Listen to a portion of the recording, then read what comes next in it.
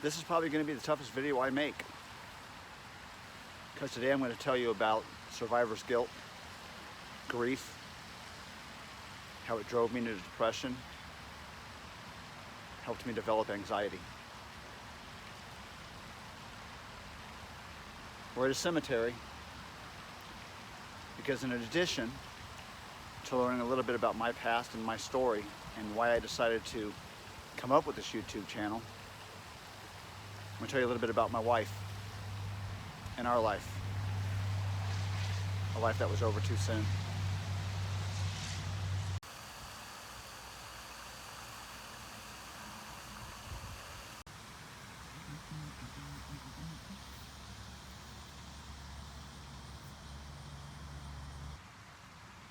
So first off, I apologize for the poor lighting.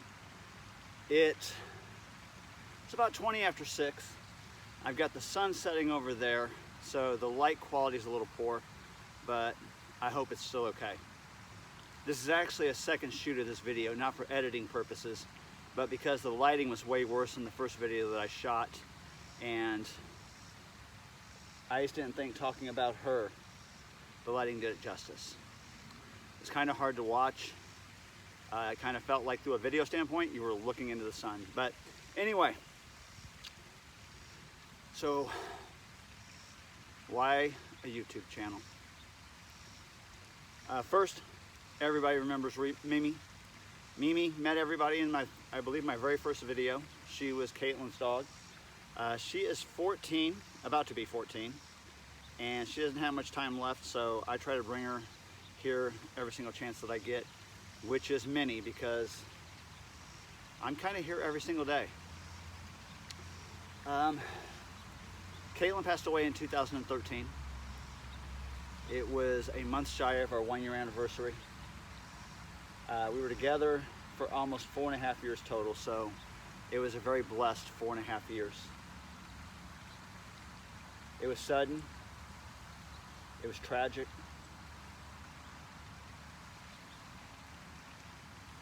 We were separated by distance due to a decision that we had made the day before she passed. We had rented a cabin south of Indianapolis. I was supposed to go down 2 days before. A big snowstorm hit Indiana, and I couldn't get there. The roads were extremely dangerous. 15 inches of snow over the course of 24 hours.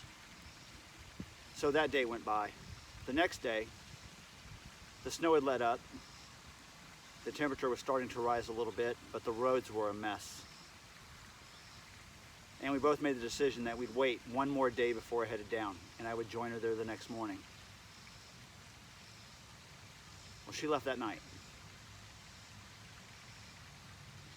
I was crushed. Caitlin was the love of my life. She was the greatest thing that ever happened to me. She was not just my wife. She was my best friend. She was my partner. She was my soulmate.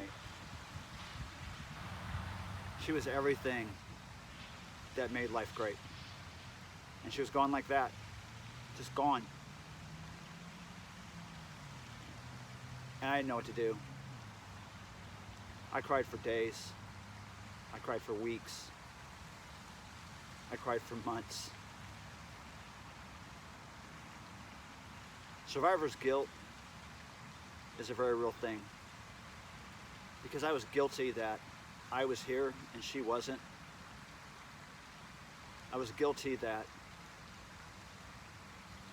she was taken away from her family and they were left with me, because believe me, she would have been the better of the two options. She had the biggest heart of anybody I ever knew.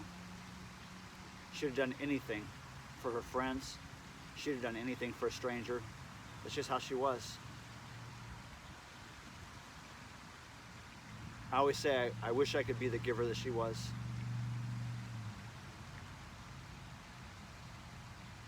So, I drowned in survivor's guilt. Every single day, I regretted that decision that we made. Every single day, I thought of all the what ifs that might have kept her here. What if I just decided to go anyway? What if I'd have walked? There's a million things, and I've thought them all.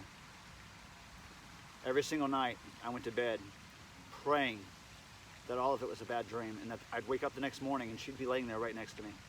And every single morning I woke up and she still wasn't there. And then the survivor's guilt turned into depression. There were days I just didn't want to get out of bed, let alone go to work. I didn't want to see anybody. I didn't want to talk to anybody. I didn't want anybody's help. And the depression just got worse. And I almost lost everything because I wouldn't share. I mean, I did grief therapy for a year and a half. The first 9 months, every single week. 6 months, every other week. 3 months, once a month. And then I just got tired of talking. I got tired of crying. I got tired of caring. And the depression just got worse. I pushed people away. And those I didn't push away walked away because they just didn't know how to handle me or what to say to me because I wouldn't let them in. Nobody wants to admit they're depressed. And it's a hard thing to do because people look at you different. They treat you different. And a lot of those people will say that's not true. That they didn't treat us any different. I call bullshit on that.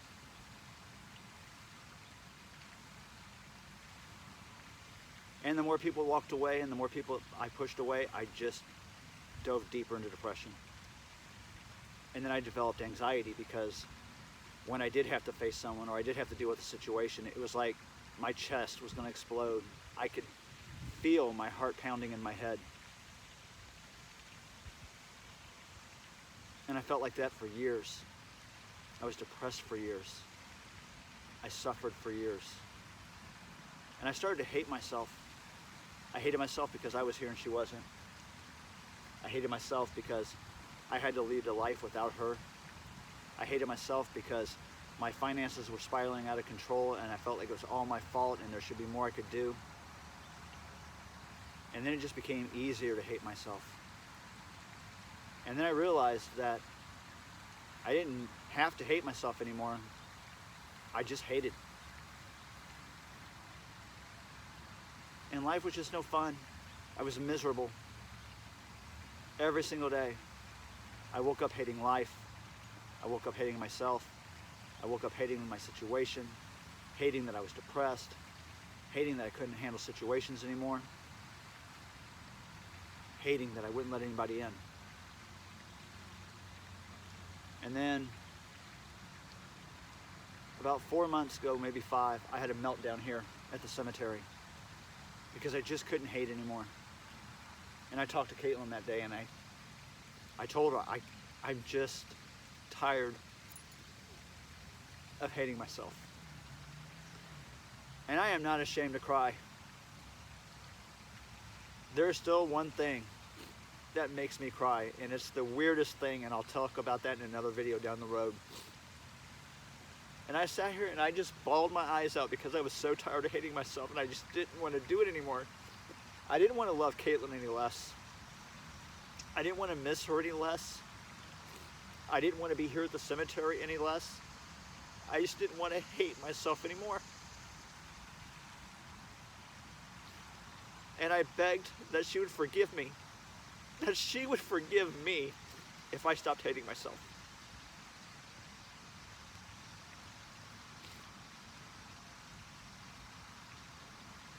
And over the last few months, I've worked hard at not hating myself.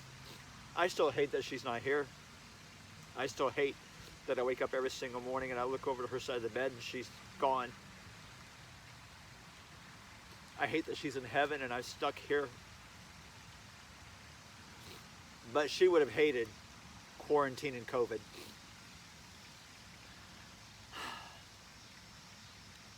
And I feel better about myself. I do. I'm not going to say I'm over my depression, and I'm not going to say I'm any better at handling my anxiety. But I feel better. Letting that hate go for myself was kind of huge. And it's something I know I need to work at every single day. But then a funny thing happened. I saw a video on YouTube, and I'm not a person that watches YouTube videos. I just never have been. I've never been a podcast watcher or listener. But I saw a video from somebody that has a YouTube channel, and she was talking about depression and anxiety. And I thought, wow, how brave. But it made me feel better to know that somebody could have the strength to share that with the entire world. And that maybe it wasn't just her. Maybe there were a lot of us. But she touched me. And I just made the decision that maybe someone watching my video, someone hearing my story, it would touch them. Maybe it would help them. So on that chance, and that chance alone, I decided to start this YouTube channel. And then, one of my first subscribers was another person that suffers from anxiety and has dealt with depression. And now I knew there was 3 of us. So every time someone views my channel, I will keep making videos. Because I'm not in this about 1 million subscribers. I'm not in this about $1 million. I'm not in this for 1,000 likes. My whole goal is that I can reach somebody and make their depression better. That I can make their day better. So that they can make their life better.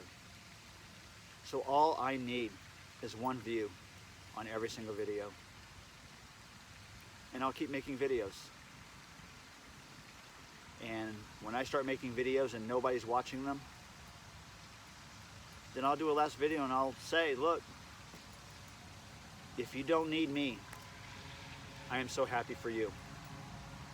But remember that I might need you. Don't let anybody tell you that depression is a choice. Don't let anybody make you feel bad for how you feel. Don't let anybody judge you. Don't let anybody tear you down. Somebody once told me, just wake up and decide not to be depressed. That is the stupidest thing anyone has ever said to me. I am here for you. I will never judge you. This channel is a judgment-free zone, and it always will be. And my videos are not going to always be PSAs. I want to give you something that might brighten your day. I want to give something that might help. You saw I did the head-to-head taste test in my last video, and I did the Trader Joe's taste test in my first video. And coming later this week, we're going to have what is going to become a regular feature on my YouTube channel, Redbox Review. 2 times a month, I'm going to go rent a Redbox movie, and we're going to watch it, and I'm going to critique it, and I'm going to tell you whether it's worth your $2. Which is one of my favorite quotes out of Better Off Dead. A movie, if you haven't seen it, I highly recommend it. It's a cult favorite. Because I want my $2. Well, I'm going to go and spend a little time with my wife before it's time to go home. And like I said, I'm here every day. In the nearly 8 years she's been gone, I've only missed 3 days here at the cemetery. I come here every day and I tell her about my day. I drink a beer with her. I tell her how I'm doing. I tell her how much I miss her and how much I love her. And I'm going to keep coming. I honor my vows. I still wear my ring. She's still my wife in my heart. I'm still her husband. I won't ever give up on her. I won't ever give up on us. She's the best thing that ever happened to me. Now it's looking like you may be the best thing that ever happened to me after her. So we're going to get out of here, spend a little time with her, spend a little time with Mimi. But first, Mimi wants to say bye. because she's a little attention hound. And I can't believe through this whole video that she wasn't all up in my grill trying to get kisses. I hope you liked this video. If you did, don't forget to subscribe. Don't forget to like the video or dislike the video. Be sure to leave a comment. Let me know if you're liking what I'm doing, if you're not liking what I'm doing, anything that you'd like to see me tweak on. I said tweak, not twerk. I hope you keep coming. That's what she said. And I hope, that is what she said. That is so tasteless, I know. On behalf of my wife, I am sorry I made that joke. But I hope you keep coming to see my videos. I'm gonna keep making them. We're in this together. Don't give up on me. I'm not gonna give up on you. And we'll make it day by day together.